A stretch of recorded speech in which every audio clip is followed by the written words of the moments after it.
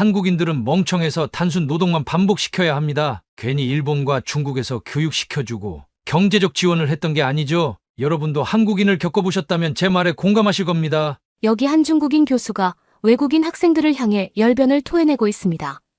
중국인 교수는 현재 한국은 가난한 한국에서 태어난 한국 학생들에게 어차피 미래가 보장되지 않으니 중국 공장 단지로 강제 취업을 시켜 중국의 부흥을 유도해야 된다며 말도 안 되는 강의를 진행하고 있던 것인데요. 그런데 바로 그 순간 강의실 한쪽에서 날라오는 날카로운 외국인 학생의 질문에 중국 교수는 발언을 멈추고 부들부들 떨기 시작합니다. 대체 이곳 강의실에서는 무슨 일이 있었던 것일까요? 감동의 모든 것 애청자 여러분, 영상 시작 전 좋아요와 불우이웃을 위해 끝까지 시청 부탁드립니다. 안녕하세요. 저는 부산에서 고등학생들에게 일본어를 가르쳤던 나나코라고 합니다. 이제 막바지 졸업 시즌을 앞두고 있는 저는 최근 선생님으로 일하던 중 휴직을 신청하고 선진국 방식의 교육 방향을 연구하고 실험하는 교육학 박사 과정을 수강하고 있는데요. 특히나 저희 학교에는 한국인 교사들이 꽤나 많았는데 그 친구들에게서 들을 수 있었던 한국에서만 경험할 수 있는 뛰어난 학교, 수업 방식과 학교라는 시스템은 일본의 교육 시스템과 인프라가 어떤 방향으로 나아가야 하는지 선진국 교육의 이정표가 되어주기도 했습니다. 그런데 바로 어제 마지막 강의를 수강하던 저는 한 중국인 교수에 의해 이러한 목표를 모두 수정하고 말았는데요. 그날은 저희 대학원 교수님께서 다른 나라의 해외 출장 강의로 인해 자리를 비우신 날이었는데 뜬금없이 평소 전혀 볼 수 없었던 중국 교수님께서 직접 대리 강의를 진행하시더군요. 중국 교수님은 도쿄대학원 측의 요청으로 직접 뜻깊은 마지막 강의를 진행하러 왔다고 했지만 저를 포함한 강의실에 수많은 학생들은 당황할 수밖에 없었습니다. 그도 그럴 것이 중국인 교수님은 마지막 강의 주제였던 교육학 관련 강의를 완전히 벗어나 뜬금없이 현재 한국이라는 나라의 교육 실태를 확인하자는 말과 함께 한국의 미래를 위해서는 어차피 가난한 국가에서 태어난 한국인 학생들을 중국의 중노동 공장 단지로 취업시켜 중국을 도와야 된다는 주장을 이어나갔기 때문인데요. 중국 교수님께서는 현재 한국은 학교라는 시스템이 전혀 없는 것은 물론 한국인 학생들이 연필조차 구매할 수 없는 가난한 상황이라면 공부 자체가 의미가 없다고 했고 이들 모두를 중국의 1차 노동산업자로 취직시켜 중국의 이익이라도 꾀해야 된다는 굉장히 황당한 근거를 주장했습니다. 하지만 중국 교수님의 기괴한 발언이 이어질수록 강의실의 학생들 중 몇몇은 강의실을 나가버리는 강의 거부 행동과 함께 야유 소리가 퍼져나가기 시작했는데요. 여러분은 한국이 얼마나 가난한 나라인지 알고 계신가요? 물론 오늘의 강의는 교육학과 강의이지만 현재 전 세계 교육 인프라 트렌드를 주도하고 있는 중국에게 있어서 한국이 매우 중요하기에 이 이야기를 안 할 수가 없네요. 아마도 많은 학생들이 지금까지 한국이 교육 선진국 인프라의 정점이다. 또는 공교육 시스템을 그대로 카피해야 하는 나라가 바로 한국이라며 안 되는 정보들을 교육받았을 것입니다. 하지만 너무나 놀라운 사실은 그들 중 누구도 한국의 학교가 얼마나 무너져 있는 시스템인지 전혀 모른다는 사실이죠. 아주 평범한 한국 학교의 예시를 보여드리겠습니다. 중국을 포함한 대부분의 평범한 선진국 국가의 학교라면 당연히 점심인 급식이 나오고 학생들을 위한 다양한 보조 수업 기구들이 무상으로 제공되죠. 하지만 한국은 전혀 아닙니다. 한국은 현재까지도 전 세계에서 가장 가난한 나머지 학생들의 교육에서 그 어떠한 물품과 음식도 제공하지 못하고 있는데요. 물론 바로 이 상황에서 그럼 한국의 급식은 뭐냐는 학생들이 있을 것입니다. 안타깝지만 그건 전부 하나의 쇼라고 할 수 있어요. 실제로 현재 한국은 평범한 일반인들도 한 달에 한 번 고기를 먹기 힘든 나라입니다. TV나 인터넷 매체에서 보이는 한국의 급식들은 전부 모형으로 만든 급식들을 사진 찍어서 올리는 것이 전부이죠. 어떤가요? 여러분들도 지금 진실을 알고 있는 중국 교수인 저로 인해 처음 알게 된 한국의 진실 아닌가요? 하지만 한국의 학교가 더욱 처참한 이유는 따로 있습니다. 그건 바로 학생들에게 교과서마저 지급하지 못해 가난한 한국의 학생들은 책상도 없이 흙바닥에서 공부하고 있다는 사실이죠. 그렇다면 과연 이러한 한국인 학생들이 10년, 20년 후 올바른 생산적 활동을 하고 있을까요? 중국의 유명한 교육학과 교수로서 저는 그것이 절대 불가능하다고 생각합니다. 그렇다면 우리는 여기서 생각의 전환을 해야 되죠. 가난한 나라 한국에서 어쩔 수 없이 태어난 한국 학생들을 바로 중국의 공장 단지로 강제 취직시키는 것입니다. 전 세계에서 가장 가난한 나라 한국에서 태어난 학생들이니 미래는 어차피 보장되지 않을 것이고, 그곳에서 경제활동을 해봐야 월급 100만 원도 받지 못하는 후진국인의 삶을 살아나갈 것이 뻔하겠죠. 하지만 그들이 육체적 피로함을 감수하고 중국의 공장단지에 취직한다면 속국인 한국과 중국 모두에게 윈윈인 정부 규제 전략이 탄생하게 됩니다. 현재 중국은 전 세계 디지털 산업을 주도하고 있기에 대부분 중국 청년층들이 보유한 이 기업에 취직하고 있고, 이 때문에 중국의 1차 공장단지인 시멘트나 화학 쪽 공장들은 늘 외국인 인부들이 부족하죠. 그리고 바로 이때 가난한 후진국, 한국에서 태어난 한국 학생들을 중학교 졸업을 시키자마자 강제 취직시키는 것입니다. 법적으로 규제해 무조건 실행해야 되는 정부 규제이며, 만약 이것이 현실화된다면 중국은 인부가 모자라지 않아서 좋고, 한국 학생들은 한국에서 100만 원도 못 버는 취직 생활을 할 바에 중국에서 300만 원 이상의 고임금 월급을 받으며 부유한 국가, 중국인의 시민권을 획득할 수 있는 자격까지 가지게 되죠. 저는 바로 이러한 방법이 현재 새로운 신개념 교육 인프라의 최종 방법이라고 생각합니다. 하지만 여기 이곳의 교수님들과 학생들은 어째서인지 한국이 현재 전 세계에서 가장 부유하고 교육 인프라가 잘 갖춰져 있는 선진국이라며 그들의 수업 방식이나 급식을 전부 따라해야 된다는 헛소리를 주장하고 있는데요. 당신들이 알고 있는 모든 지식들은 한국 교육정부가 만들어낸 허상입니다. 주위를 한번 둘러보세요. 여기 한국인 학생들이 있습니까? 한 명도 없죠. 한국은 지금 비행기를 탈 돈조차 없는 가난한 나라예요. 자연스럽게 아이들을 지식적으로 가르쳐야 하는 학교라는 시스템마저 쓰레기 소굴로 전락하고 말았죠. 실제로 저는 한국의 학교라는 곳을 경험해 본 적이 있었는데, 그곳은 말 그대로 학생들을 가르치는 장소가 아니라 난방도 되지 않는 동물의 소굴이나 다름이 없었습니다. 한국의 학교들은 겨울에 난방 시스템을 가동하지 못해 학생들을 추위에 굶기고 있고, 국가 자체가 너무나 가난하다 보니 학교의 급식마저 감자와 고구마만 나오고 있죠.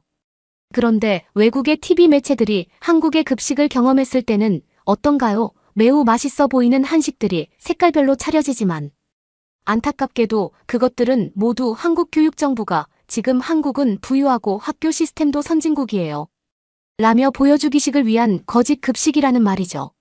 상식적으로 어떻게 중국보다 가난한 나라 한국이 급식에서 고기 반찬이 나올 수 있을까요?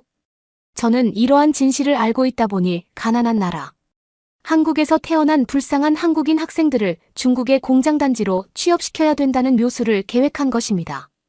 물론 지금껏 저와 같은 획기적인 방법을 제시한 교수들은 단 한 명도 없었겠죠. 하지만 제가 태어난 중국은 현재 미국도 뛰어넘은 선진국이자 부유국가입니다. 심지어 한국은 중국의 속국인데 한국으로 취업을 시켜준다고 하면 널쭉절을 하고 그것을 받아들여야 하는 것 아닐까요? 제 의견에 반박을 하고 싶다면 한국이 가난한 국가가 아니라는 사실을 증명해보세요. 제 말에 거짓은 단 하나도 없습니다. 난생 처음 저희 앞에 등장한 중국 교수님께서는 도저히 교수라고는 생각할 수 없는 기괴한 논리로 한국의 교육 시스템을 깎아내렸고, 심지어는 한국인 학생들을 중국으로 강제 취업시켜야 된다며 한국인 학생들 또한 그것을 반길 것이라는 헛소리를 내뱉었는데요. 심지어 중국 교수님은 강의 중간마다 중국이 한국보다 부유하고 선진국 시스템을 갖추고 있는 나라라며 은근슬쩍 중국을 올려치기 하는 태도마저 보이셨고, 이러한 중국 교수님의 모습에 강의실의 학생들은 저를 포함해 술렁거릴 수밖에 없었습니다. 그도 그럴 것이 현재 한국에서 볼 수 있는 학교라는 장소는 일반적인 교육의 장이라는 개념을 뛰어넘어 학생들에게 여가와 휴식, 심지어는 헬스 시설까지 제공하는 뛰어난 다목적 교육 시스템이나 다름이 없던 것은 물론 한국의 평범한 학교 급식 예산이 이미 미국 학교의 급식 10년치 예산을 뛰어넘어 버린 상태였기 때문이죠. 간단히 말해서 이미 한국은 미국조차 따라잡을 수 없는 학생 교육 시스템을 가지고 있던 상태라는 말이었고, 이는 교육학과를 전공하는 저와 같은 학생들에게는 너무나 당연한 지식이나 다름없었습니다. 하지만 중국 교수님은 그것을 아는지 모르는지 계속해서 눈앞의 학생들에게 한국인 학생들을 중국에 취직시키면 당연히 좋아하겠죠 라며 은근슬쩍 동의까지 구하셨고, 이러한 중국 교수의 모습은 기괴한 괴물 그 자체였어요.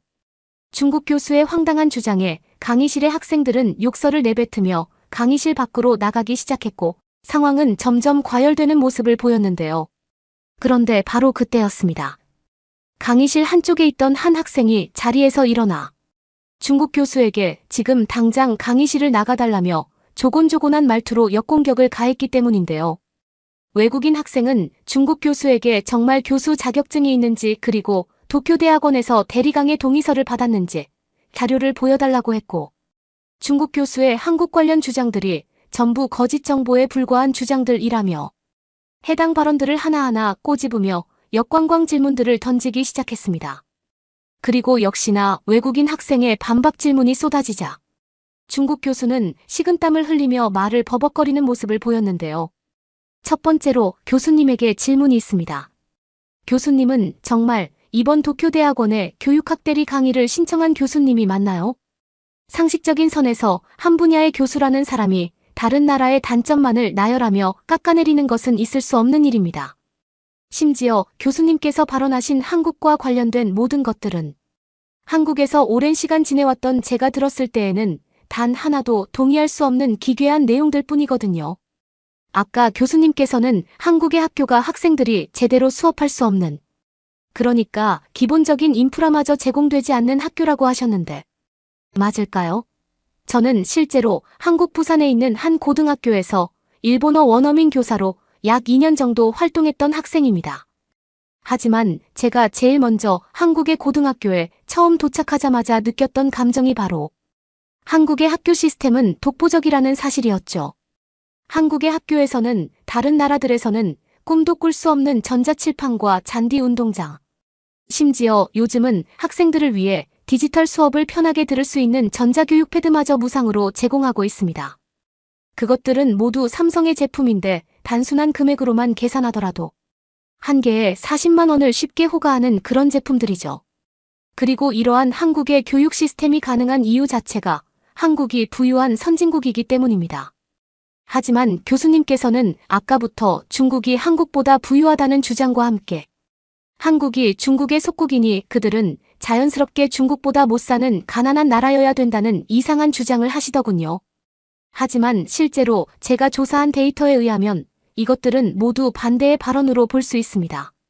실제로 중국 교육부가 공개한 1년 예산 자료를 보면 중국에서 제일 부유한 수도 베이징조차도 한국의 부산 지역 교육비 예산에 밀리고 있어요. 단순 수치로만 계산하더라도 한국 학교의 1년 교육 예산비가 중국 베이징 학교의 20년 예산과 같은 수준이죠. 그렇다면 자연스럽게 한국과 중국의 국가경제력 차이는 약 20배 정도 차이가 난다는 추론적인 계산이 나오게 됩니다. 그리고 이러한 결과들은 단순한 교육 분야에서 뿐만 아니라 한국인들이 편리하게 이용하는 도시, 인프라 시스템과 평균 임금 국가가 제공하는 공공 시스템들 중 모든 인프라에서 차이가 나게 되죠. 자, 그렇다면 이미 이러한 사실만으로도 중국 교수님이 계속해서 주장하신 한국이 중국보다 가난한 나라라는 결론은 사라지게 됩니다. 그렇다면 과연 이러한 상황에서 미래가 창창하고 평균 예산이 더욱 높고 학교에서 질 높은 교육 수업을 받아오던 한국인 학생들이 굳이 가난한 나라인 중국의 공장으로 취직해야 할 이유가 있을까요? 그런데 교수님의 주장에서 매우 재미있는 사실을 발견할 수 있었습니다. 그건 바로 최근 10년 사이 중국에서 한국으로 조기 취업을 떠나는 중국인 학생들이 무려 300배 이상 늘었다는 데이터죠. 이것이 무엇을 말하는지 아시나요? 교수님께서 아까 주장하신 한국은 미래가 없으니 그곳의 젊은 학생들마저도 중국 공장단지에 취직시켜야 된다는 주장이 오히려 중국에서 일어나고 있는 처참한 현실이라는 말입니다. 실제로 현재 중국의 10대와 20대들은 지난 10년 사이 한국으로 일자리를 찾으러 가겠다는 비율이 1000%가량 상승했고, 이는 자연스럽게 중국 젊은이들의 부재로 국가 몰락 사태로 이어지고 말았죠. 즉, 지금의 중국은 젊은 중국인들에게 아무런 미래를 줄 수 없다는 말이며, 교수님의 주장과 다르게 지금 망한 후진국의 국가는 바로 중국이라는 사실입니다. 또한 교수님이 주장하신 급식에 대한 부분을 살펴볼까요? 이미 한국의 대부분 학교들은 이러한 급식 체계가 확립된 지 매우 오래되었으며 그들에게는 너무나 당연한 나머지 대단하다는 인식조차 없는 수준입니다. 심지어 더욱 놀라운 사실은 급식의 영양사를 채용하여 항상 학생들을 위한 영양소 구성을 맞추고 있다는 사실이며 이는 현재 한국이 얼마나 국가적으로 부유한지 그 증거라고 할 수 있죠. 오히려 현재 중국에서는 이러한 급식 시스템이 사라진 지 오래입니다. 그건 중국에서 태어나고 자란 교수님께서 더 잘 알지 않나요? 현재 24년도부터 중국에서는 급식이라는 시스템 자체를 없애는 학교들이 대부분이며 이는 경제적 불안의 여파로 인해 학생들에게 그 어떠한 급식도 제공할 수 없기 때문이죠. 심지어 아직 급식 시스템을 유지하고 있는 중국의 학교 급식들을 살펴보면 한국처럼 영양사는 고사하고 그저 학생들에게 중국의 전통 음식이라며 소금에 절인 감자와 고구마만 제공하고 있습니다. 한창 성장기인 학생들을 위한 영양학적 구성은 전혀 살펴볼 수 없는데요. 특히나 세 번째 항목인 난방과 쿨링 시스템에서도 중국과 한국에 더더욱 심각합니다. 지금 한국에서는 거의 모든 교실에 시스템 에어컨이 설치되어 있어 더운 여름에는 에어컨이, 추운 겨울에는 따뜻한 히터가 자동으로 나오고 있는데요. 심지어 지금 한국의 학교에서는 공기청정기와 따뜻한 온수까지 나오는 샤워실마저 공용으로 제공되고 있고 이는 전 세계 최초라고 할 수 있습니다. 더욱 놀라운 사실은 학생들을 위한 무료 카페와 헬스장, 언제 어느 때나 사용할 수 있는 컴퓨터실마저 학교 자체적으로 무료 제공되고 있다는 사실이죠. 하지만 중국에서는 이러한 시스템 중 단 하나도 찾아볼 수 없습니다. 그게 왜 그런지 아시나요? 교수님, 물론 현재의 중국이 너무나 가난한 나라인 이유도 있겠지만 초기 컴퓨터실 도입을 했던 중국 학교들에서는 그 다음 날 컴퓨터가 전부 사라지는 도난 사고가 발생했기 때문이죠. 심지어 이동식 에어컨을 거금을 들여 설치했으나 그 다음 날 중국 학생 부모님에 의해 도난당한 사건은 뉴스에도 나올 정도였습니다. 바로 이러한 중국인들의 시민의식이 있었기에 후진국을 벗어날 수 없는 것 아닐까요? 아니면 한국처럼 어렸을 때부터 제대로 된 교육을 받지 못해 마음마저 가난해진 것일까요?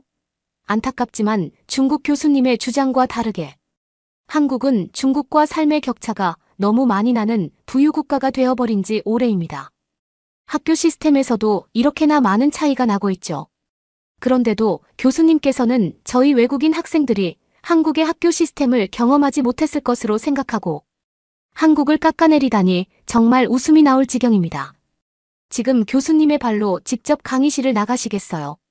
아니면 제가 대신 강의를 진행할까요? 저희 학생들은 더는 가난한 후진국. 중국 교수님의 말을 들을 이유가 없을 것 같은데요. 외국인 학생은 자리에서 일어나 무려 10분이 넘게 중국 교수를 참교육시켰고 그의 논리정연한 주장의 발언이 끝나자마자 강의실에서는 박수 소리가 터져 나왔습니다. 그도 그럴 것이 외국인 학생은 적합한 리포트 자료와 영상 자료를 준비해 중국이라는 나라의 가난하고 현실적인 학교 실태를 보여줬고 그 누가 보더라도 중국보다 한국이 더 뛰어난 부유국가처럼 보였거든요. 하지만 중국 교수는 학생의 발언이 진행되는 와중에는 단 한마디도 못하더니 반박 발표가 끝나자마자 씩씩거리며 당신은 뭐냐? 한국인 학생이냐며 기싸움을 하듯 날카로운 말을 던지고 말았습니다. 이미 교수로서의 모습은 온데간데 없이 사라진 상황이었고 그곳에는 열등감에 못 식여 분노한 모습의 중국인 교수님만 보이고 있었죠. 하지만 그렇게 상황이 정리되려던 순간 중국 교수님은 또다시 이상한 주장을 하기 시작했습니다. 교수님께서는 반박 발언을 진행했던 외국인 학생에게 예로부터 한국은 중국의 모든 것을 따라하는 나라였기에 지금 한국이 보여주고 있는 학교의 모습도 중국을 그대로 따라한 것이라며 안 되는 주장을 내뱉었거든요. 심지어 중국 교수님께서는 한국인 학생들의 평균 IQ가 중국보다 낮은 최하위 수준으로 알고 있는데 그들 모두를 중국으로 데려온다면 오히려 한국인 학생들에게 좋은 것이 아니냐며 뜬금없이 IQ 관련 주장을 하기도 했습니다. 하지만 중국 교수님은 자신의 발언을 이어나가면서도 식은땀을 흘리는 모습을 보였고 아마 자신도 지금 자신이 무슨 말을 하는지 모르는 미친 상태에 도달한 것 같았는데요. 학생의 말대로 한국이 중국보다 학교 시스템이 더 좋을 수 있다고 가정을 해봅시다. 하지만 그렇다고 하더라도 한국인 학생들은 어쨌든 낮은 IQ를 가진 학생들인데 중국으로 오는 것이 여러모로 이득이 아닐까요? 어차피 한국에서 똑똑하다고 해봐야 중국에서는 평균 이하인데 그럴 거면 차라리 중국 공장으로 취직해 중국의 밑을 깔아주면 좋다는 말이죠. 아닌가요? 아니면 이번에도 한국인들의 IQ가 중국인들보다 높다는 거짓 주장을 하실 건가요? 학교 시스템은 그럴 수 있다고 생각합니다. 제가 모르는 10년 사이 한국이 발전했다고 치자고요. 그런데 어쨌든 한국인 학생들은 멍청합니다. 그 좋은 곳에서 공부를 하고 급식을 먹고 해봐야 중국한테 안 된다는 말입니다. 차라리 그럴 거라면 지금부터라도 중국의 일손이 되어달라 이 말입니다. 제 말의 뜻을 전혀 모르시나요? 어쨌거나 한국은 지금의 중국보다 가난하고 멍청한 나라라는 사실은 변하지 않습니다. 중국 교수는 최후의 발악인지 몸까지 덜덜 떨며 한국인들은 IQ가 낮으니 지금이라도 중국으로 취업을 해야 된다는 기괴한 발언을 다시 한번 내질렀고 이는 흡사궁지에 몰린 쥐의 꼴과 다름이 없었어요. 그리고 역시나 이 상황을 지켜보던 외국인 학생은 작은 폭소를 터뜨리더니 단 한 번의 질문으로 중국 교수를 참교육시키고 말았는데요. 교수님은 IQ가 몇인가요? 그럼 아주 간단한 외국인 학생의 질문에도 답을 하지 못하고 덜덜 떠는 중국 교수의 모습에 강의실은 웃음소리가 터져나왔고 이어진 외국인 학생의 발언은 왜 현재의 중국인들이 한국에게 열등감을 느끼는지 그 이유를 알 수 있었습니다. 현재 AI 검색 도구를 통해 한국과 중국의 IQ를 조사한 결과 한국인들이 중국인들보다 약 20% 정도 더 높은 실질 IQ 지표를 보이고 있습니다. 이미 이것만으로도 한국인들이 중국인들보다 똑똑하다는 증거가 되어주는 것 같은데요. 특히나 현재 중국에서는 고등학교조차 졸업하지 못해 문맹률마저 폭발한 상황 아닌가요? 말 그대로 현재의 중국은 학생들의 교육 지표를 제어하지 못해 국가 자체가 박살나고 있다는 사실이죠. 하지만 한국의 문맹률은 60대 이상 노인을 포함하더라도 사실상 0%에 가깝습니다. 그들이 가지고 있는 한글이라는 우수한 문자 그리고 언어 시스템은 전 세계의 과학적 연구 대상이 되어주고 있고 아주 오래전부터 한국인들의 똑똑한 잔머리는 세계 최고 수준이나 다름이 없었죠. 그런데 중국인들이 한국보다 더 똑똑하다는 주장을 하시다니 지금 저와 장난하시는 겁니까? 교수님께서는 왜 현재의 중국이 가난한 상황을 벗어나지 못하고 선진국 한국인들처럼 살아갈 수 없는지에 대한 연구를 먼저 하는 것이 좋아 보입니다. 한국이 현재 다양한 분야에서 세계적인 리더로 급부상한 것은 그들이 가지고 있는 체계적인 교육 시스템도 물론 있었겠지만 어디까지나 국가 자체가 부유하고 도시 인프라가 잘 되어 있기에 낮과 밤을 가리지 않고 안정적인 성장이 가능했기 때문이죠. 그런데 지금 중국의 상황을 보세요. 중국은 수도인 베이징에서조차 매일 밤만 되면 발생하는 범죄 문제로 골머리를 앓고 있습니다. 이렇게나 치안조차 불안하고 가난한 나라에서 경제 성장이 발생할 수 있을까요? 절대 불가능하죠. 불가능하기에 지금의 교수님처럼 외국인 대학원에서 한국인을 깎아내리며 거짓 선동을 하는 이유가 되는 것 같습니다. 특히나 교수님의 주장과 다르게 이미 한국에서는 중국인 노동자들이 한국인들의 1차 산업 밑바탕을 깔아주며 그들의 몫을 하고 있죠. 하지만 중국인들은 한국에서 자신들이 행복하다고 주장하고 있습니다. 왜냐고요? 중국에서는 어차피 대기업에 입사를 해도 월급이 100만 원을 넘지 못하는데 한국에서는 무려 300만 원이 넘는 공장 노동자 월급을 계속해서 받을 수 있거든요. 하지만 중국인들은 이러한 감사함도 잠시 이미 한국에서 노동자의 신분으로 큰 국가적 문제를 발생시키고 있습니다. 그들은 한국의 길거리에서 한국인들을 향해 열등감을 드러내며 시비를 걸고 자신들이 부자라는 착각을 하고 있어요. 한국에서 돈을 벌어먹으며 살고 있지만 말이죠. 그러니까 중국인들이 전 세계의 민폐국가라는 사실입니다. 그리고 지금 교수님의 모습은 한국에서 민폐를 끼치며 살아가는 시민의식이 낮은 중국인들의 모습과 전혀 다르지 않죠. 교수님의 주장과 달리 우리는 하루빨리 한국에 있는 중국인 노동자들을 몰아내야 하는 법적 규제를 만들어야 할 것입니다. 그들로 인해 한국인들에게 피해가 발생하는 것은 앞으로의 다양한 산업 분야에서 한국 성장에 피해가 될 수 있기 때문이죠. 즉 지금의 중국인들은 그저 중국이라는 후진국의 나라에서 월급 100만 원으로 평생을 사는 것이 각 국가에게도 이득이라는 말입니다. 알아들으시겠죠? 교수님, 구독과 좋아요 부탁드리며 사연자분께 전해드릴 댓글도 남겨주시면 전달해드리겠습니다. 그러면 더욱 감동적인 다음 사연으로 넘어가겠습니다. 스위스 베른에 있는 한 학교에서 첼로 전공을 하는 어떤 소녀를 보고 한국으로 가라고 합니다. 그러자 그 소녀는 한국에는 죽어도 가기 싫다면서 화를 내는데요. 한국에 대해서는 아는 게 없고 다른 나라를 보내달라고 투정을 부립니다. 그래도 어쩔 수 없다고 하는데 어떻게 된 사연일까요? 안녕하세요. 저는 어릴 때부터 10여 년 이상 첼로만을 켜며 각종 대회에 나가 입상도 꽤나 할 정도로 좋은 실력을 가지고 있어요. 이 스위스의 작은 도시이자 제가 태어나 자란 이곳을 정말 사랑해요. 저희 동네에는 전 세계에서도 첼로를 배우러 오는 학생들이 굉장히 많은 편이에요.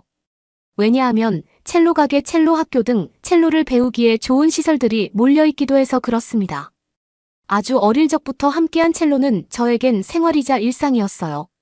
그러던 어느 날 평소 때와 다름없이 첼로 연습을 하고 있었는데요.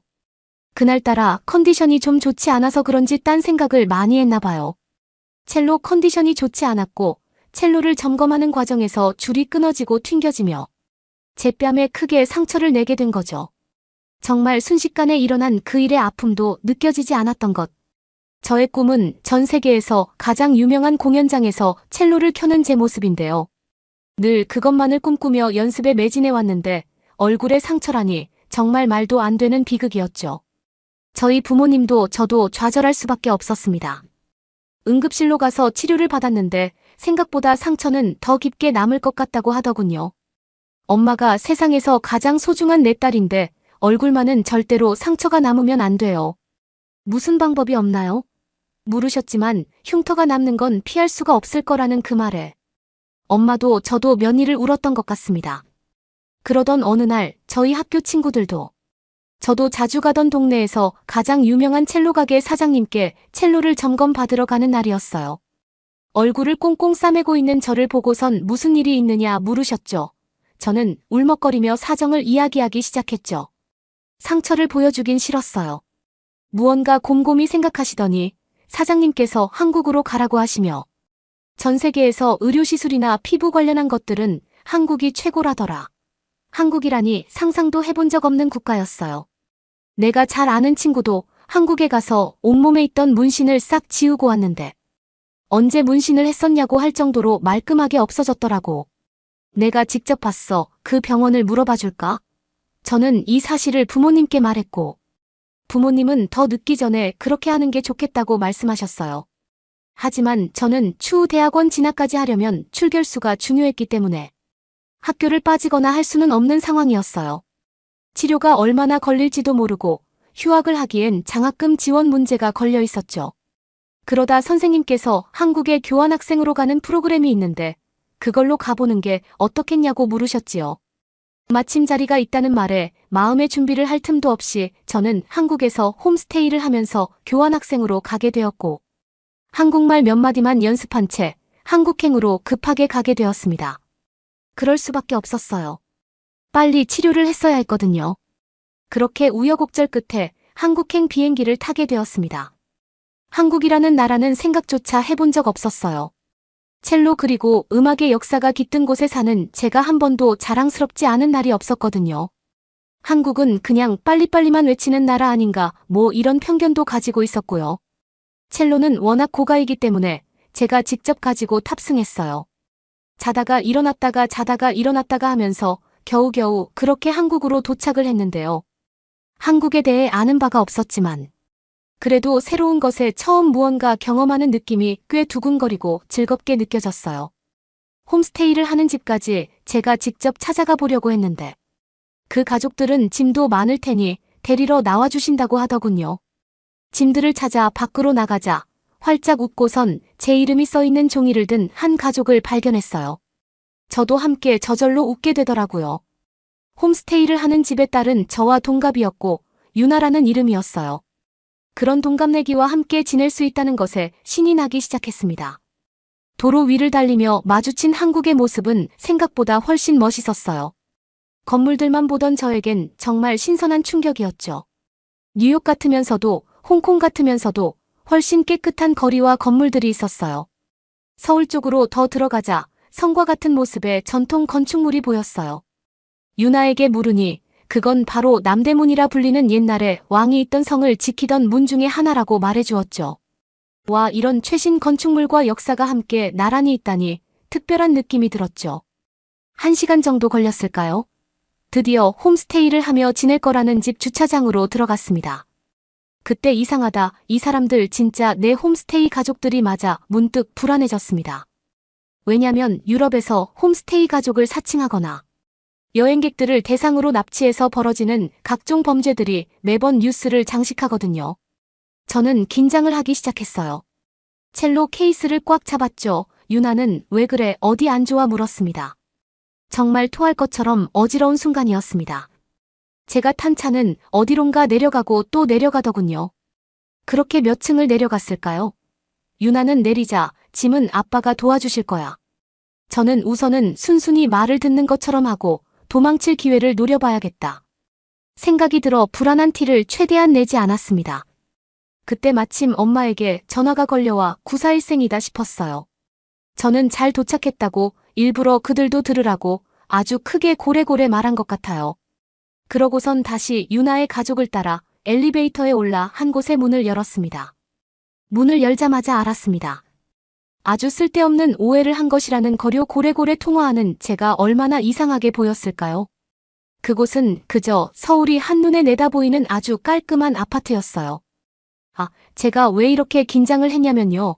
제가 생각했을 때, 아니 흔히 제 친구들도 그럴 거예요. 홈스테이 집이라고 하면 마당이 있는 작아도 아늑한 주택 형태를 생각하거든요.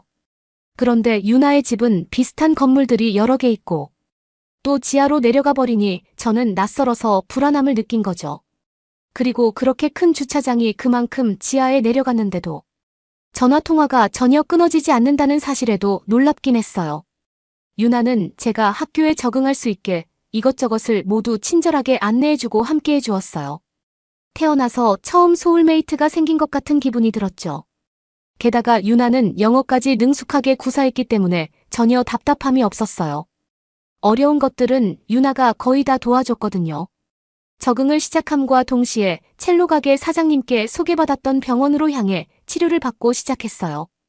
그 병원은 한국인보다 외국인들로 인산인해를 이뤘는데 그 병원뿐만이 아니라 다른 곳들도 그런 것 같았어요.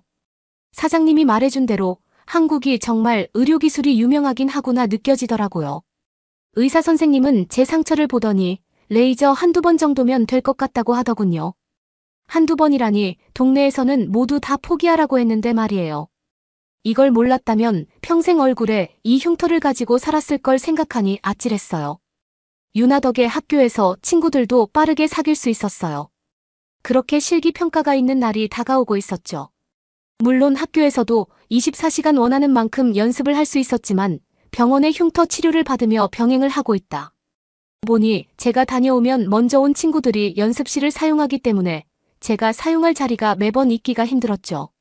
매번 운에 맡길 수는 없었어요. 정말 코앞에 실기가 다가왔거든요. 한국으로 와서 하는 첫 실기를 망치고 싶진 않았어요. 그래야 부모님도 선생님도 안심을 하실 수 있을 테니까요. 그리고 저는 혼자만의 공간에서 조용히 연습해야 하는 스타일이라 학교라는 공간에서는 어쩐지 예전부터 연습이 잘 안 되더라고요. 그런 저에게 유나가 알려준 건 연습실을 대여할 수 있는 앱이 있다는 거였어요. 내가 원하는 시간에 가장 가까운 장소에서 가고 싶은 곳을 스마트폰으로 클릭 몇 번만으로 연습할 수 있었죠. 연습실 옵션도 제가 정할 수 있었어요. 정말 획기적이라는 생각이 들었습니다. 한국이 IT나 통신 분야에서 세계 최상위인 건 당연히 알고 있었어요. 하지만 모든 서비스가 사용하는 사람들이 더 편한 생활을 누릴 수 있도록 발전해 나갔다는 걸 한국에 지내니 며칠 만에 깨달을 수 있게 되더라고요.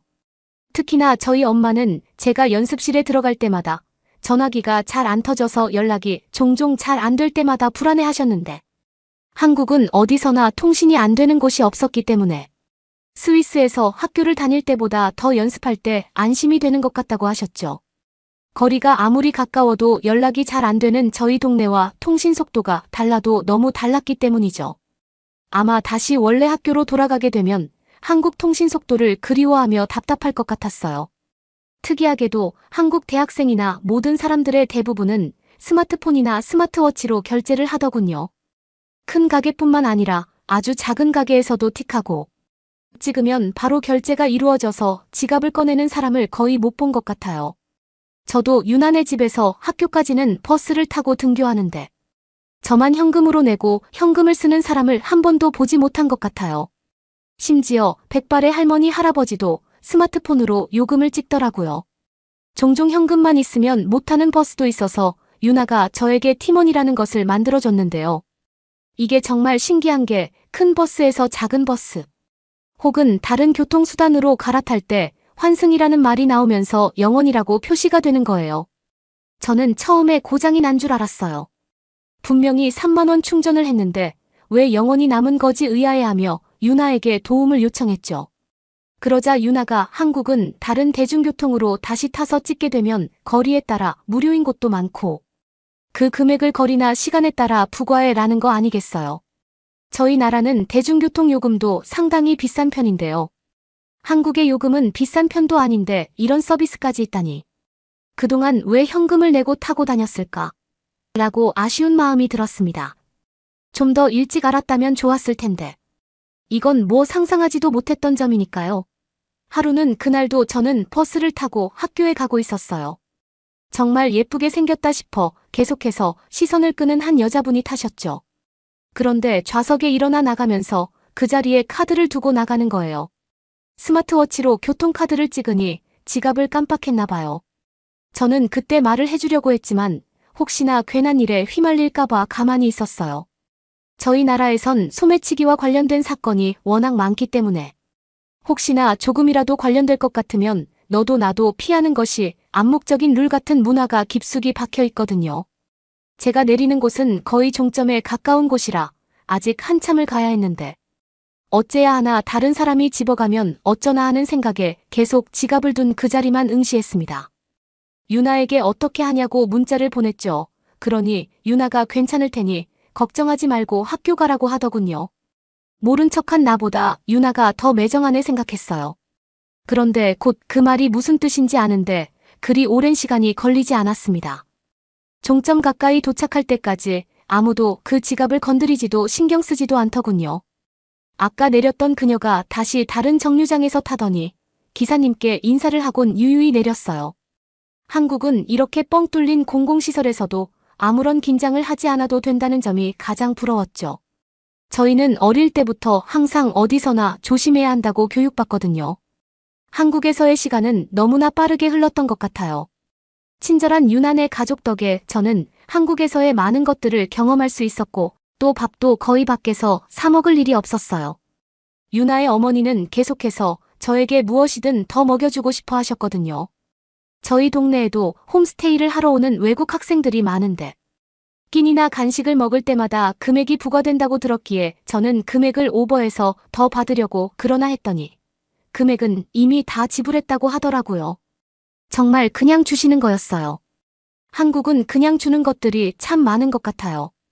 한국의 음식점 두세 곳만 방문해봐도 알 수 있죠. 반찬도 몇 번이나 달라고 해도 아무도 뭐라고 하는 사람 없잖아요.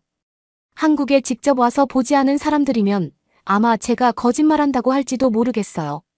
저는 한국에 와서 보내는 시간들이 너무 빠르게 가서 시간이 없어도 너무 없다고 느끼며 지냈던 것 같아요. 한국은 할 게 많아도 너무 많은 나라였으니까요. 24시간 뭐든지 원하는 걸 할 수 있었죠.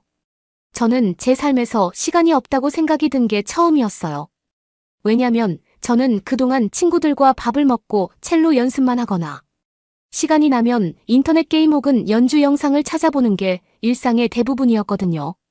친구들과 밤 늦은 시간까지 추억을 쌓을 수 있는 것들도 많았어요. 우리 동네에는 조금만 어둑해져도 모든 가게가 문을 닫는데 한국은 늘 반짝이는 도시였죠.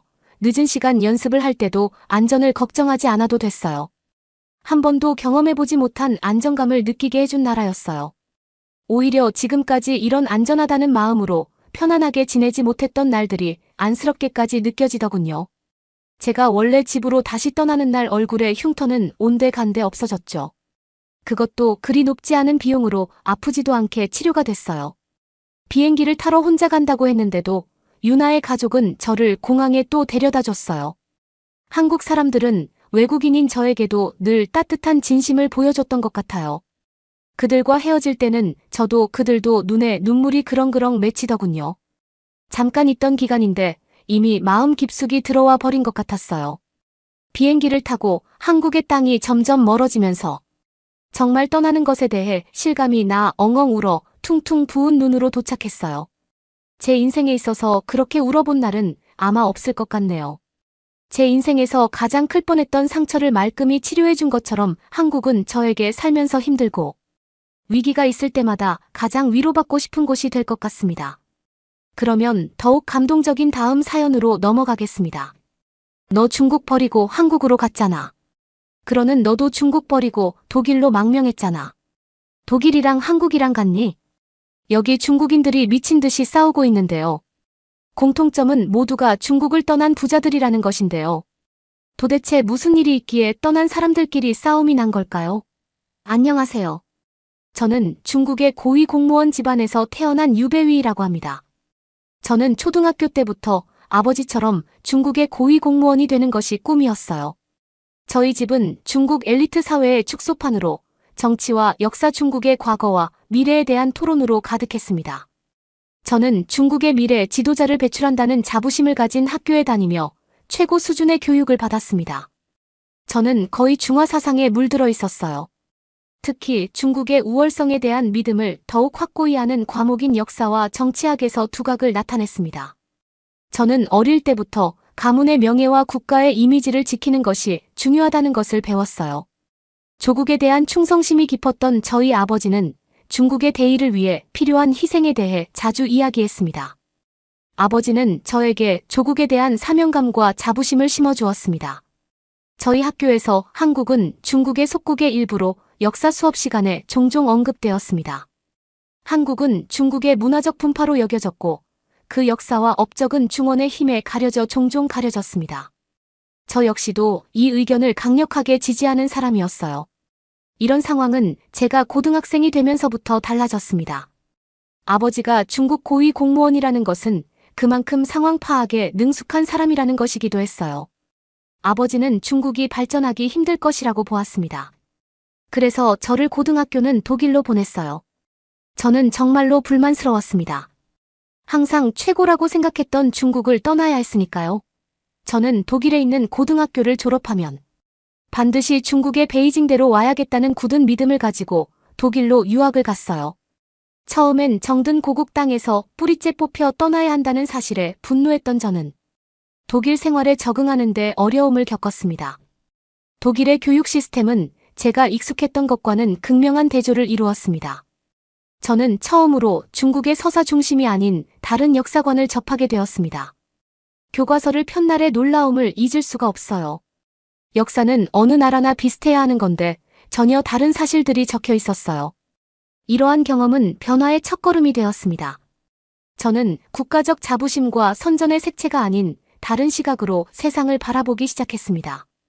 아버지의 지위 때문에 오히려 저희 가정생활이 어려워지기 시작했어요. 아버지의 지위가 높아질수록 상사와 동료들의 감시와 압력은 더욱 심해졌습니다. 정치 환경은 권력 다툼과 음모로 가득 차 있었고 아버지는 종종 이러한 싸움의 중심에 서게 되었습니다. 가족은 점점 더 불안감을 느끼기 시작했고 자신들의 특권적인 삶이 불확실성과 잠재적 위험의 토대 위에 세워졌다는 사실을 깨닫기 시작했습니다. 이러한 긴장은 아버지가 정치 스캔들에 연루되어 가까스로 빠져나왔지만 가족에게 깊은 상처를 남긴 상황에서 절정에 달했습니다. 저희 집은 간신히 한국으로 도망을 왔습니다. 중국에 있는 대부분의 것들은 빼앗겼어요. 지금은 그렇게라도 도망칠 수 있어서 다행이라고 생각해요. 그쯤 저는 고등학교를 졸업할 때였고 독일 대학교의 등록금을 감당하기가 힘들었어요. 그래서 가족들이 있는 한국으로 가야겠다고 생각했습니다. 중국의 대학을 가기에는 전 너무 많은 것을 알고 있었어요. 또한 아버지를 배신한 중국으로 다시 가고 싶지 않은 것도 있었죠. 저는 외국인 전형으로 결국 연세대학교에서 동양사학과를 전공하게 되었습니다. 이건 제 인생에서 가장 중요한 결정이었다고 생각해요. 한국 학생들은 아주 똑똑하고 성실했거든요. 한국에서 역사를 공부하면서 저는 한 번도 생각해 본 적 없는 이야기와 관점에 눈을 뜨게 되었습니다. 중국의 영향력과는 무관한 수많은 동아시아의 나라들을 배웠어요. 독일에서도 아시아의 문화에 대해 배운 적이 있었지만 이건 차원이 달랐어요.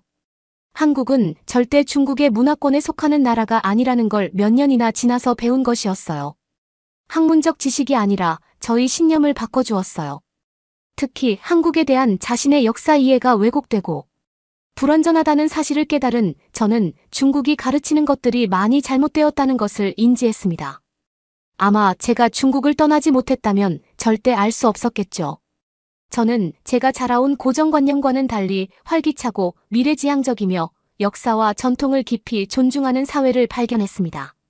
이는 집단적 정체성과 국가 내러티브의 준수가 강조되던 중국에서의 경험과는 극명한 대조를 이뤘습니다. 제가 중국에 있을 때는 유튜브를 못하게 하는 것은 중국에 있는 플랫폼이 더 뛰어나서라고 배웠었는데요. 전혀 아니었어요. 이런 SNS를 못하게 하는 것이 중국 정부의 압박이라는 사실을 전 중국을 떠나서야 깨달을 수 있었습니다. 저는 중국 소셜미디어 플랫폼에서 토론과 논쟁에 참여하기 시작했습니다. 중국의 역사 서술과 현 정책에 대해 비판적인 제 글은 관심을 끌었고 매일같이 저의 견해에 동의하지 않는 사람들로부터 괴롭힘을 당하기도 했습니다. 괴롭힘만 당하는 것은 그러려니 할 수 있었어요.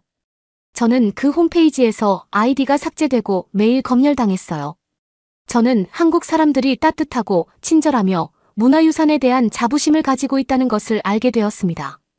한국인의 친절함과 존중과 예의에 대한 사회적 강조는 놀라웠습니다. 이러한 경험은 제가 배웠던 한국인은 중국인에 대해 복종적이고 문화적으로 열등하다는 고정관념과는 완전히 대조적이었습니다. 표현의 자유와 활발한 시민 참여는 저희 눈을 번쩍 뜨이게 했습니다. 중국에서는 엄격하게 제한되는 자유인 정부를 공개적으로 비판하고 평화적인 시위에 참여하고 활발한 정치 토론에 참여하는 사람들을 보았습니다. 저는 중국이 열리지 않는 이상 중국의 발전이 힘들 것이라고 생각했어요. 어느 날 저는 강의실에 앉아 강의실 정면에 대형 스크린에 시선을 고정하고 있는데 교수님이 지난 수십 년간 아시아 여러 국가의 GDP 성장률을 보여주는 그래프를 띄우고 있었습니다. 한국과 중국을 나타내는 선이 저희 시선을 사로잡았습니다. 중국 경제가 세계에서 가장 큰 나라 중 하나라는 것은 알고 있었지만 중국에 비해 국토 면적과 인구가 작은 한국 경제가 얼마나 놀랍게 성장했는지 알 수 있었습니다. 중국에서는 언제나 한국은 내리막길만 걷는 나라라고 배웠어요. 무조건 중국이 몇 년 내에 따라잡을 것이라고 했죠. 중국에서 공부를 할 때는 한국은 정말 발전할 수 없는 나라였는데 이미 발전했고 중국보다 앞서 있는 나라라는 것을 알 수 있었어요. 교수는 중국의 GDP는 방대한 인구와 자원을 반영하여 절대적인 규모에서 훨씬 더 크지만 한국의 경제 성장 스토리는 급속한 산업화와 기술 발전으로 주목할 만하다고 설명합니다. 왜냐면 1인당 GDP로 나누는 순간부터는 급격한 차이가 벌어지기 시작했거든요. 저는 중국이 변해야 한다고 매일같이 생각했지만 제가 할 수 있는 것은 없었어요. 저라도 변해서 다행이죠. 중국의 많은 학생들이 유튜브나 인스타그램 같은 SNS를 몰래 하는 것으로 알고 있는데 하루빨리 정신을 차렸으면 좋겠어요. 하지만 쉽지 않겠죠. 이런 영상들마저 중국이 다 검열하고 있을 테니까요. 저는 제가 엄청난 편견에 휩싸인 학생이라는 것을 깨달았어요. 이후에도 항상 제 생각을 점검하게 되었습니다. 중국에서는 우리가 흔히 줄서기 또는 새치기라고 부르는 행태에 익숙해져 있었습니다. 버스 정류장이나 기차역 심지어 슈퍼마켓에서도 사람들이 앞쪽으로 밀고 나가는 모습은 번잡한 도시에서 흔히 볼 수 있는 광경이었죠. 처음에는 바쁜 일상의 일부라고 생각해서 대수롭지 않게 여겼습니다. 오죽하면 이걸 문화라고 말하는 사람도 있었어요. 문화는 내 자식들에게 주고 싶은 게 문화지 이걸 어떻게 문화라고 말할 수 있겠어요. 심지어 중국에서는 관광지에서도 가이드들이 먼저 꼭 새치기를 하라고 알려줄 정도예요. 아이를 가진 부모들도 아이 앞에서 당연하게 새치기를 하고 그 자식이 커도 또 새치기를 해요. 이렇게 전달이 된다고 생각하면 문화라고 할 수도 있겠네요. 정말 부끄러워요. 하지만 한국에서 저는 다른 장면을 마주했습니다. 서울의 한 버스 정류장에 줄을 섰던 기억이 납니다. 바쁜 날이라 줄이 꽤 길게 늘어져 있었습니다. 시장에서와 마찬가지로 버스를 타기 위해 늘 그렇듯 혼잡할 거라 예상하며 마음을 다잡았습니다. 하지만 놀랍게도 주변 사람들은 모두 차분하게 줄을 서서 차례를 기다리고 있었습니다. 밀치거나 줄을 자르지 않고 모두가 서로의 공간과 차례를 존중하며 질서정연하게 줄을 섰습니다. 단순히 줄을 서는 행위가 아니라 존중과 질서에 대한 폭넓은 문화적 태도를 반영하는 것이었기 때문입니다. 한국에서는 모든 계층의 사람들이 사회적 에티켓을 집단적으로 이해하고 준수하는 것처럼 보였고, 이는 각계각층의 사람들이 존중하는 것이었습니다. 생각해보니까 한국에 와서는 공공질서 때문에 스트레스를 받은 적이 없었어요. 이러한 질서에 대한 존중은 버스 정류장을 넘어 상점 관광지, 심지어 북적이는 식품시장 등 공공생활의 다른 영역으로까지 확장되었습니다. 또한 학교에서 토론을 할 때도 저는 타인의 의견을 존중하는 법을 배울 수 있었어요. 중국에서 토론을 할 때는 다들 목소리가 커지고 일단 내 의견을 가장 먼저 소리 지르곤 했었는데요. 한국에서는 저희 목소리가 타인에게 어떻게 들릴지를 항상 신경 쓰게 되었어요. 제 목소리나 성조가 남들보다 높은 톤을 가지고 있었거든요. 이 목소리를 신경 쓴 결과 저는 다른 사람들을 설득할 때도 조금 더 논리적으로 설득할 수 있었어요. 목소리가 큰 게 이기는 게 아니라는 사실을 알았거든요. 중국과 한국의 투표 제도의 차이점을 처음 알게 된 순간이 떠오릅니다. 이 발견은 저에게 깊은 영향을 미쳤고 한국의 민주적 절차에 대한 존경심을 갖게 했습니다. 제가 자란 중국의 투표 개념은 한국에서 경험한 투표 개념과 크게 다릅니다. 중국의 정치체제는 공산당 지도부 중심으로 구성되어 있기 때문에 일반 대중은 국가 지도자를 선출하는 민주적 선거 과정에 참여하지 않습니다. 중국에서는 국가 지도자를 선출할 때 1인 1표라는 개념이 통용되지 않습니다. 대신 주요 결정과 지도자 임명은 당 구조 내에서 이루어집니다. 저는 한국에 도착하기 전까지 이런 관행에 의문을 품은 적이 없었습니다. 오히려 다른 나라는 얼마나 훌륭한 지도자가 없으면 지도자가 계속 바뀌는지 궁금했어요. 저는 그냥 이렇게 세뇌를 당한 거였죠. 모자란 지도자들만 계속 바뀌는 것이라고 생각했어요. 훌륭한 지도자는 바뀔 일이 없다고 생각했죠. 한국에서 저는 활기찬 민주주의가 작동하는 것을 목격했습니다. 처음 경험한 한국의 선거 시즌은 그 대조가 극명했습니다. 전체적인 분위기는 시민의 의무감과 참여의식으로 가득 차 있었습니다. 시민들은 적극적으로 정치 토론에 참여했고 공개적으로 토론회가 열렸으며 모든 연령대의 사람들이 선거 과정에 깊이 관여하는 것처럼 보였습니다. 가장 인상 깊었던 것은 평범한 한국 시민들이 투표권을 통해 느낀 권한의식이었습니다. 국민들은 자신들의 지도자를 선택하고 국가의 방향에 영향을 미칠 수 있는 힘을 가지고 있었습니다. 투표 과정은 투명하게 진행되었고 각 후보와 후보의 정책에 대한 명확한 정보가 제공되었습니다. 이러한 개방성은 중국에서 익숙했던 것과는 매우 달랐고 신선했습니다. 저는 이 민주적인 과정을 지켜보면서 놀라움과 감탄이 교차했던 기억이 납니다.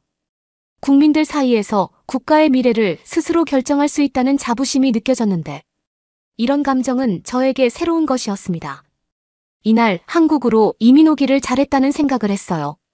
저도 하루빨리 한국 사람이 되어 한 표를 행사하고 싶었습니다. 이러한 깨달음은 두 나라의 정치적 자유와 시민 참여의 차이에 대해 다시 한번 생각하게 했습니다. 사회에서 개인의 역할이 얼마나 중요한지, 그리고 투표가 국가의 진로를 결정하는데 얼마나 강력한 도구인지 깨닫게 되었습니다. 저는 한국 시민들이 자신의 의견을 말하고 정부에 대해 선택할 수 있는 능력이 부러웠습니다. 그것은 제가 이전에 경험하지 못했던 권한 부여의 한 형태였습니다. 이러한 한국 사회의 모습은 저에게 깊은 감명을 주었고 한국과 그 가치에 대한 존경심이 커졌습니다. 사실 시민의식으로도 할 말이 많았어요. 중국에서 한때 유행했던 바지가 있는데요. 아이들의 엉덩이를 드러내는 바지였어요.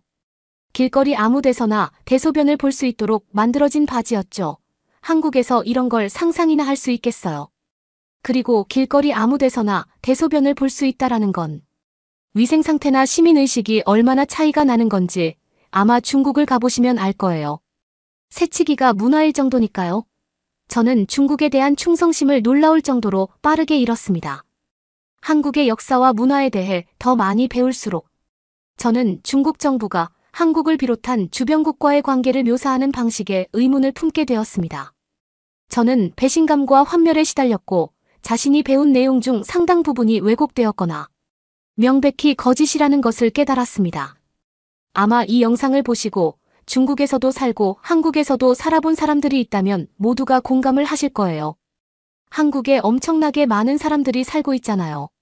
그런데 그 사람들이 중국으로 다시 돌아가지 않고 계속 한국에 있는 이유가 뭐겠어요?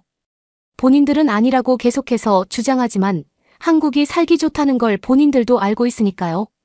하지만 그 사람들도 위험한 게 있어요. 저는 역사를 공부하게 되면서 중국이 얼마나 독단적인 체제를 가지고 있는지 깨달을 수 있었지만 어렸을 때부터 중국의 사상에 빠진 사람들은 이걸 받아들이기 힘들 거예요. 자기네들이 평생 가져온 신념을 버려야 하는 일이니까요. 저는 이 사람들이 변해야 한다고 생각해요. 객관적으로도 한국이 더 살기 좋다는 것, 시민의식이 더 높다는 것은 본인들도 알고 있는 사실이니까요. 다만 인정하기가 싫을 뿐인 거죠. 단순히 경제력만 차이가 나는 게 아니라는 것을 모두 다 알고 있어요. 아버지는 저보다도 더 중국의 시스템에 반성하고 잘못됐다고 생각하고 살고 계세요. 부끄럽지만 그 체제 아래서 혜택을 누리기도 했던 거니까요. 지금 중국에서 부를 누리고 있는 사람들도 솔직히 언제 어떻게 될지 몰라요. 내일이면 본인의 모든 흔적이 사라질 수도 있죠. 한국 사람들도 중국 여배우가 사라지는 거 많이 봤었잖아요. 중국에서는 그게 놀라운 일이 아니라는 거죠. 심지어 중국은 연예인들이 머리색도 화려하게 염색하면 안 돼요. 밝은색 염색이나 탈색은 남자가 여자 같아 보이는 거라서 질서가 무너진다고 생각하거든요. 그런데 진정한 질서는 시민의식에서 나오는 건데 말이에요. 머리색이나 피어싱을 한다고 질서가 무너지나요? 정말 이해할 수가 없는 부분이에요. 그리고 웃긴 점은 중국 사람들은 중국 물건을 가장 사랑한다고 하지만 제일 사랑하는 건 다른 나라 물건이에요. 나이키나 아이폰 같은 독일 물품을 전시하고 자랑하거든요. 실제로 중국이 가장 많이 애플을 팔아줄걸요 한때 중국을 정말 사랑했던 사람으로서 그리고 중국의 수많은 친구들을 가지고 있는 사람으로서 저는 중국이 변해야 한다고 생각해요. 중국은 지금 사람들의 눈과 귀를 막고 있는 거니까요. 언제까지나 사람들이 그 상태로 살 수 있는 것은 아니니까요. 저도 고향을 버리기까지 고민이 없었던 것은 아니에요. 하지만 저는 살아야 했고 분명하게 더 나은 길이 무엇인지 판단할 수 있었어요. 아마 중국인 신분으로 제가 계속 중국을 비판하는 글을 썼다면 중국 경찰이 한국에 와서 절 잡아갈 수도 있을 거라고 생각해요. 하지만 제가 한국인이라서 그렇게 하지 못한 거죠. 중국 경찰에게 한국인과 중국인은 다른 존재니까요. 저는 지금은 대학을 졸업하고 한국의 기업에 취직해서 일을 하고 있어요. 중국어를 할 줄 알아서 중국 영업팀에서 일하고 있죠. 한국으로 무사히 망명했고 귀화 신청까지 완료한 상태입니다. 저에게 새 인생을 살게 해준 한국에 감사하고 중국도 얼른 변했으면 좋겠네요. 그러면 더욱 감동적인 다음 사연으로 넘어가겠습니다. 대한민국 서울 미국의 요리평론가가 한국 음식점에서 음식을 먹고 있는데요. 어떤 음식을 먹어보더니 음식 맛이 맞지 않았는지 헛구역질까지 합니다. 일본이나 중국이랑 너무 다른 맛이야. 이건 도저히 그러면서 계산도 못하겠다면서 진상을 부리는데요. 도대체 어떤 요리를 먹었길래 저런 반응을 보였을까요? 저는 미국에 사는 써니입니다. 전 요리 평론가를 꿈꾸고 있습니다. 저는 항상 요리라는 예술에서 어떤 마법을 발견했습니다. 미국에 살면서 저는 주방에서 세계 각국의 요리를 재현하기 위해 실험을 거듭하며 하루를 보냈습니다. 제 목표는 간단하면서도 진심 어린 것이었는데 바로 저렴하면서도 맛보는 모든 사람에게 기쁨을 줄 수 있는 음식을 찾는 것이었습니다. 한국으로 말하면 백종원 씨의 골목 식당 같은 느낌이랄까요? 저는 모든 요리에 매료되었지만 특히 미식의 나라로 유명한 프랑스와 중국의 풍부한 요리에 매료되었습니다. 매우 다양하고 유명한 두 나라의 음식 문화는 탐험을 기다리는 맛과 전통의 광활한 바다처럼 보였어요. 저는 예전에 프랑스를 방문하여 프랑스 요리의 섬세한 맛과 정교한 기술에 푹 빠져본 적이 있습니다. 그 경험은 저에게 더 많은 것을 갈망하게 만들었고, 세계의 다양한 요리 풍경에 더 깊이 빠져들고 싶다는 열망을 갖게 했습니다. 이러한 열정에 힘입어 아르바이트로 번 돈을 1년 넘게 저축했습니다. 단순히 돈을 모으기 위한 것이 아니라 전 세계를 여행하며 수많은 맛을 직접 경험하고 싶다는 꿈을 이루기 위한 것이었죠. 저는 제가 접하는 각 요리의 정수를 맛보고 배우고 이해하고 싶었습니다. 그래서 설렘과 약간의 두려움으로 가득 찬 마음으로 요리 여행을 떠났고 가장 먼저 중국으로 눈을 돌렸습니다. 중국 요리의 대담한 맛방대한 지역적 다양성 고대 요리 전통 등 중국 요리에 대해 많이 듣고 읽었습니다. 복잡한 맛과 재료의 단순함 사이에서 춤을 추는 것 같은 요리라고 들었습니다. 미국에서 먹어보았을 때도 정말 맛있었던 음식들이 많았었고요. 비행기가 중국의 광활한 대지 속으로 내려오자 흥분과 긴장감이 뒤섞인 기분이 저를 덮쳤습니다. 저는 그렇게 중국의 수도인 베이징에 도착했습니다. 음식이 단순한 생계 수단이 아니라 문화예술의 표현인 세계에 발을 들여놓으려는 순간이었죠. 베이징의 거리는 활기찬 에너지와 매혹적인 길거리 음식의 향기로 저를 맞이했습니다. 도시는 일상의 분주함으로 활기가 넘쳤고 구석구석 새로운 미식의 모험을 선사하는 것 같았습니다. 베이징의 비행기에서 내리자마자 도시의 활기찬 에너지가 저를 감쌌습니다. 거리에는 상인들의 호객행위 소리와 맛있는 길거리 음식 냄새가 진동하며 활기가 넘쳤습니다. 배낭을 어깨에 메고 중국의 미식 중심지로 뛰어든다는 생각에 가슴이 벅차오르는 것을 느꼈습니다.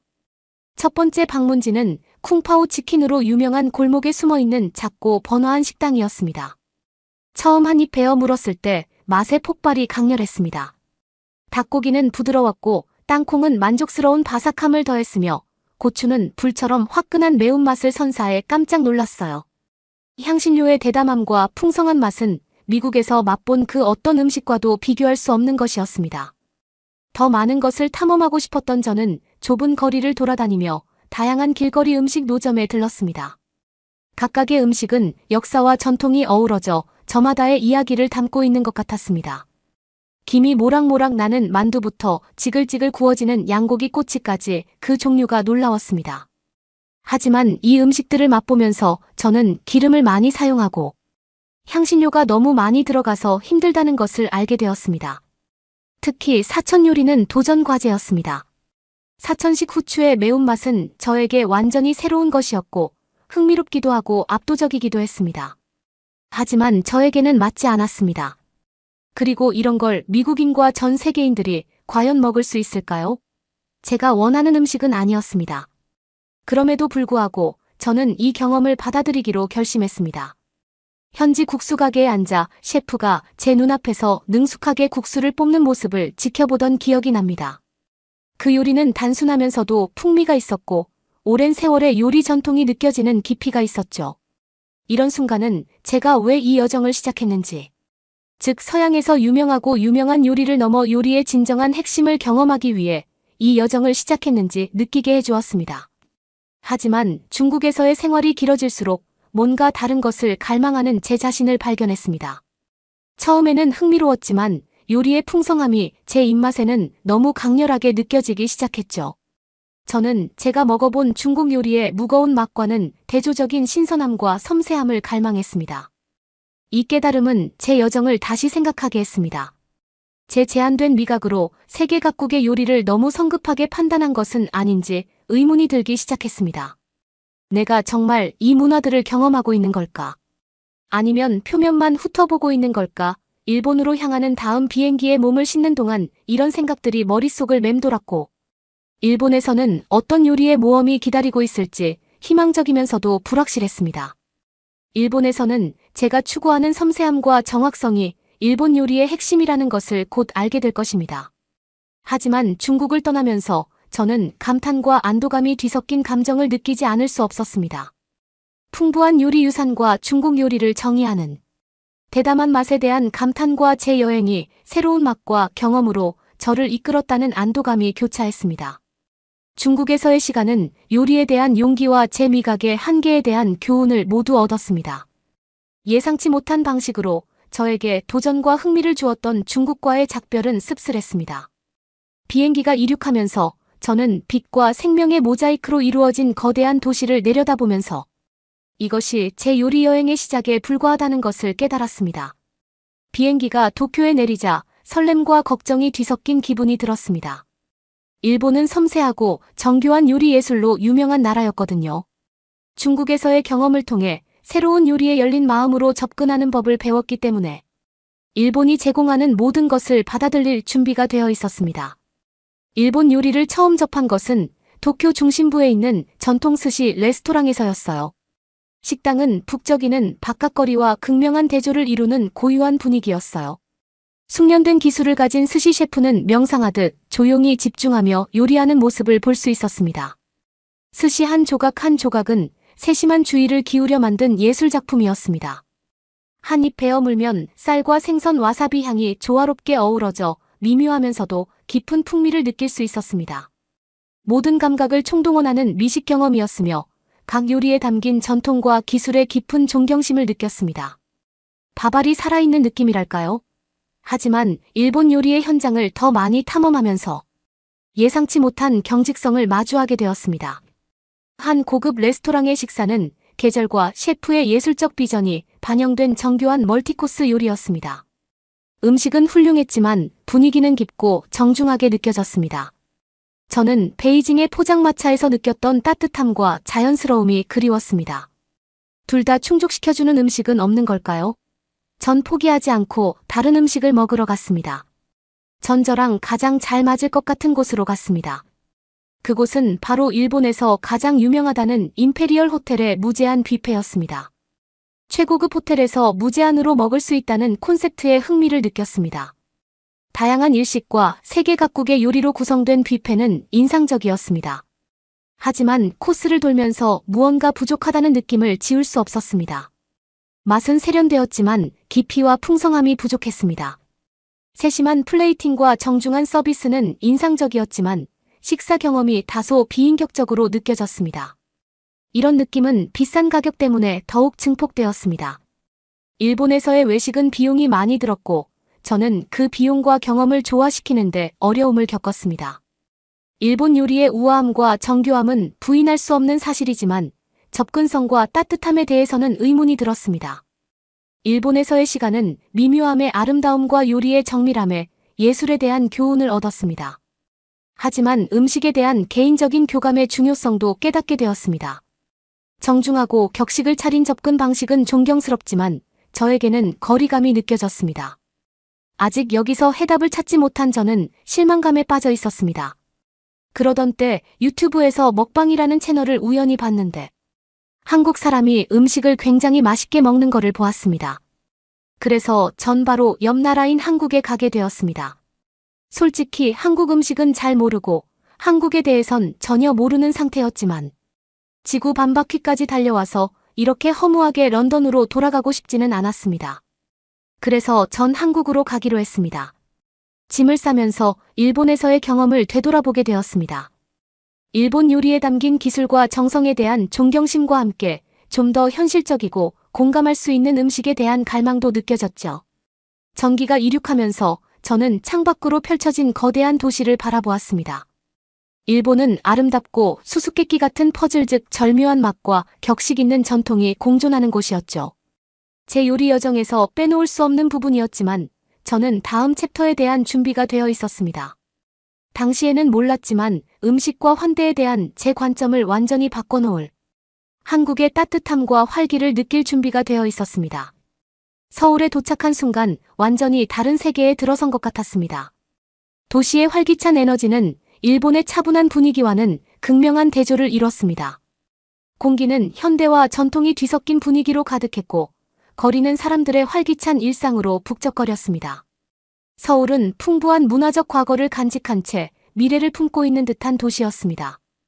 한국에서의 첫 번째 맛집은 전통 한정식 전문점이었습니다. 한정식은 다양하고 균형 잡힌 한식 풀코스 요리로 유명합니다. 식당에 들어서자 따뜻한 미소와 한국 요리의 매력적인 향기가 저를 맞이했습니다.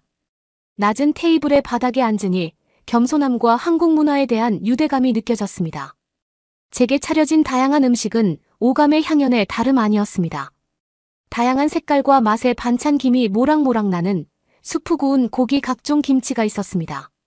신맛, 단맛, 매운맛, 짭짤한 맛이 어우러진 각각의 요리는 새로운 발견이었습니다.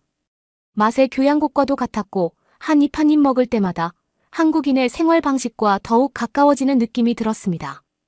가장 인상 깊었던 것은 음식의 다양성뿐만 아니라 가격도 저렴하다는 점이었습니다.